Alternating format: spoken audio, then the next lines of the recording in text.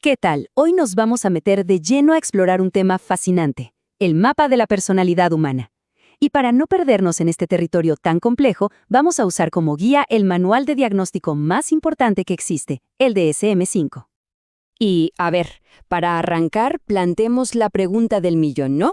¿Dónde está exactamente la línea que separa un rasgo, digamos, peculiar de una persona de lo que ya se considera un trastorno? Esa es la gran incógnita que vamos a intentar despejar en este recorrido. Bueno, esta va a ser nuestra hoja de ruta. Primero, una vista general del mapa. Luego, exploraremos 3 grandes zonas, los grupos A, B y C. Y al final, cerramos con la perspectiva completa para que todo quede bien claro. Muy bien, comienza la expedición. Como les decía, nuestra brújula va a ser el DSM-5, que es el manual diagnóstico y estadístico de los trastornos mentales. Es básicamente el marco que nos permite entender cómo se organizan y clasifican estos patrones de comportamiento. Ok, vamos a los números, que es bastante simple. El manual nos habla de 10 trastornos de la personalidad bien definidos, pero para que no sea un lío, los agrupa de una manera muy lógica en 3 grandes conjuntos, a los que llama clústeres. Y aquí está la clave para entenderlo todo. Cada grupo, cada clúster, tiene como un tema principal, una característica que une a los trastornos que lo componen. El grupo A son los raros o excéntricos, el grupo B los dramáticos o erráticos y el grupo C los ansiosos o temerosos. Entender esta división es tener la mitad del mapa ya descifrado. Perfecto. Entremos al primer vecindario de nuestro mapa, el grupo A. Este se define, en pocas palabras, por patrones de pensamiento y comportamiento que la mayoría de la gente describiría como extraños, peculiares o, justamente, excéntricos. El primero que nos encontramos aquí es el trastorno paranoide. Su núcleo, su característica central, es una desconfianza profunda y constante. La persona tiende a ver malas intenciones en casi todo el mundo, como si siempre hubiera un plan oculto para perjudicarla. Luego está el trastorno esquizoide. Aquí el patrón es otro, un marcado distanciamiento social y una expresión emocional muy limitada. Y ojo, no es que sea timidez, es más bien una preferencia real por estar a solas, una especie de indiferencia hacia las relaciones cercanas. Y para cerrar el grupo A tenemos el esquizotípico. Este es como una mezcla. Por un lado, una gran incomodidad en las relaciones sociales y por el otro, pensamientos y conductas muy excéntricas. Pueden aparecer creencias raras, ideas casi mágicas, que no cuadran con el contexto cultural. Ahora sí, cambiamos de zona por completo. Nos vamos al grupo B, un lugar del mapa definido por la intensidad. Aquí todo es más dramático, emocionalmente volátil y a menudo impredecible. El trastorno antisocial se caracteriza por un patrón general de desprecio por las reglas y sobre todo por los derechos de los demás. Una de sus señas de identidad más claras es una notable falta de remordimiento por sus acciones, incluso cuando dañan a otros. Seguimos con el trastorno límite de la personalidad, o TLP. Si hubiera que describirlo con una sola palabra, sería inestabilidad. Pero una inestabilidad que lo abarca todo. Las relaciones son un torbellino de altibajos.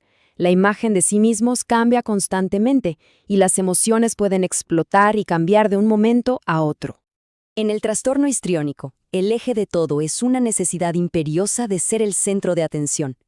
Y esto se ve en una emocionalidad muy teatral, muy exagerada, y un enfoque constante en la apariencia, para asegurarse de que todas las miradas estén puestas en ellos.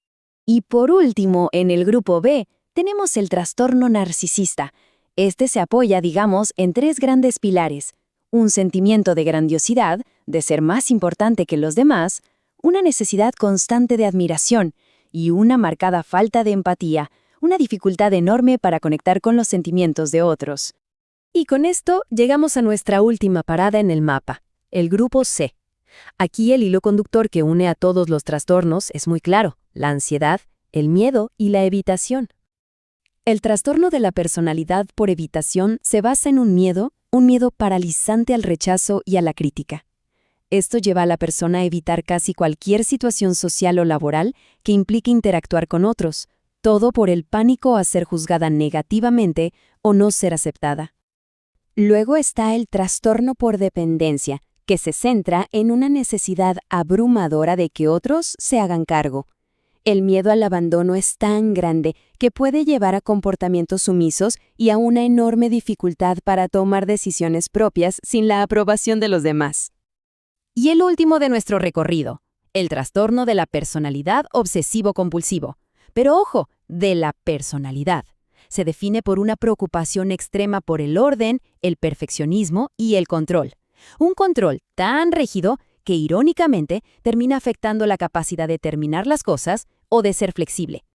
Y aquí, importantísimo hacer una distinción que suele generar mucha confusión. El TPOC no es lo mismo que el TOC. La gran diferencia, en el TPOC la persona ve su perfeccionismo como algo bueno, como parte de su identidad. En cambio, en el TOC, que es un trastorno de ansiedad, la persona sufre por sus pensamientos, obsesiones y las acciones que realiza para calmarlos, compulsiones, se sienten como algo ajeno, algo que no puede controlar y que le atormenta. Muy bien, hemos recorrido cada rincón de este complejo mapa. Ahora, lo que toca es dar un paso atrás, tomar un poco de distancia para poder ver el panorama completo y que todas las piezas encajen. Entonces, el punto crucial es este. La idea de los 3 grupos nos da una estructura, una forma de ordenar estos 10 trastornos. Recordemos, Grupo A, los raros o excéntricos, Grupo B, los dramáticos o erráticos, y Grupo C, los ansiosos o temerosos. Esa es la lógica fundamental que organiza todo el mapa. Pero, y esto es fundamental, hay que recordar siempre que esto es una herramienta, una guía clínica para entender y tratar, pero nunca una etiqueta para definir a una persona. La clasificación es el punto de partida, no la historia completa. Y así, volvemos a la pregunta con la que empezamos, pero ahora con muchas más herramientas para reflexionar. ¿Dónde se traza esa línea? La frontera entre la infinita variedad de la personalidad humana y un patrón que genera sufrimiento es sutil, compleja y a menudo difusa. Una pregunta que nos deja pensando en lo increíblemente compleja que es la mente humana. ¡Hasta la próxima!